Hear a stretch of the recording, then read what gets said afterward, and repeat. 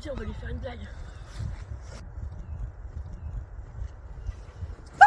Beau réflexe. Bah tu savais que les plantes aussi ont des réflexes. N'importe quoi. Elles peuvent même bouger. Tiens, allons les voir dans mon labo. Regardez cette plante. Elle bouge? C'est un Mimosa pudica. Elle ferme ses feuilles après un stimulus. Mais qu'est-ce que c'est un stimulus? Eh ben la petite va nous expliquer. Tu peux te pousser s'il te plaît? La pression que nous mettons sur la plante lorsque nous la touchons s'appelle un stimulus mécanique. Les zones sensibles se trouvent sur les folioles et le pétiole. En effet, on peut les voir à la loupe binoculaire. Ce sont des poils sensitifs qui réagissent à un stimulus mécanique et enclenchent une réponse réflexe. Les feuilles de la mimosa se replient. Nous avons aussi constaté que les feuilles de la plante bougent à la lumière. Nous avons calculé la vitesse de mouvement des foliolules de Mimosa pudica dans différentes conditions grâce à Mesurim. Suite à une exposition de 20 minutes à la lumière après avoir été placé dans l'obscurité, on a réalisé des photos toutes les 20 secondes et cette vidéo montre le mouvement de la plante en accéléré. On a constaté que la vitesse de mouvement est plus faible quand la plante est exposée à la lumière par rapport à un stimulus mécanique. J'ai bien compris, il y a plusieurs types de vitesses. Mais pourquoi en fait? Ah attends, je vais t'expliquer. Il y a peut-être un potentiel d'action électrique. Allons tester ça. On est à l'Ulco. Du coup, pourquoi on est ici? On va faire des expériences avec les plantes, là je te l'avais dit. Allez viens, on va là-bas. Nous avons essayé de mesurer la propagation d'un potentiel électrique le long de la plante. Il suffit de planter des électrodes dans la terre de la plante et dans sa tige puis de la stimuler.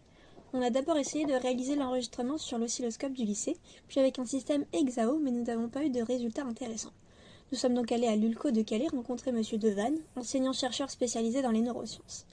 Nous avons enregistré une variation de potentiel électrique le long de la tige qui correspond à la propagation d'un signal électrique le long de la plante.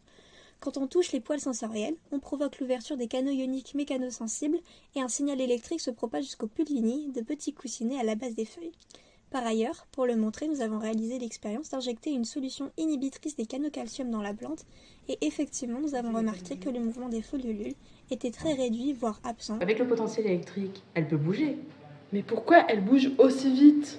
Alors pour ça, je vous ai préparé un petit truc avec la petite voix, on va le regarder maintenant. Le cocinet foliaire et le pilvinus. Il s'agit de la base reliant les feuilles. Une base qui permet d'amener à la feuille tout ce dont elle a besoin. C'est aussi lui qui intervient quand la feuille se referme. Les cellules de la face externe du pilvinus perdent leur eau par osmose. Elles entrent en plasmolyse, comme sur cette expérience réalisée sur l'oignon rouge, pendant que celles de la face interne font l'inverse. Elles sont en turgescence et se gonflent. Résultat, la feuille se replie rapidement. Super bien la vidéo, j'ai tout compris.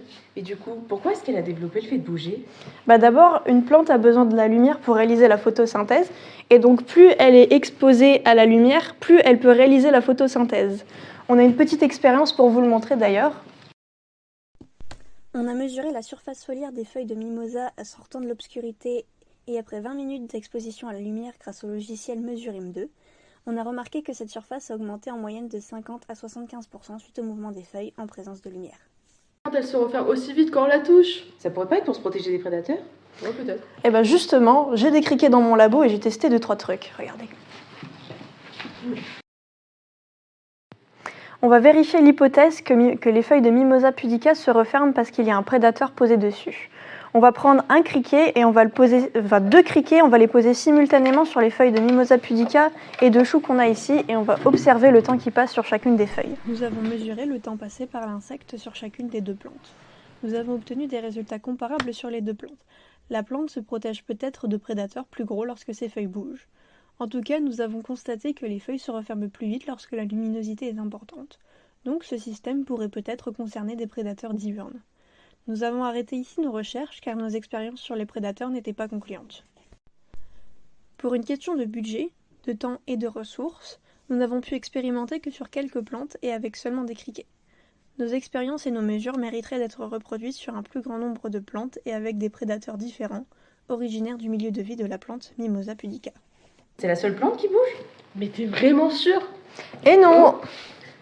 Ça, c'est une dionée. C'est une plante qui peut capturer les mouches. Et on l'étudiera dans un prochain épisode.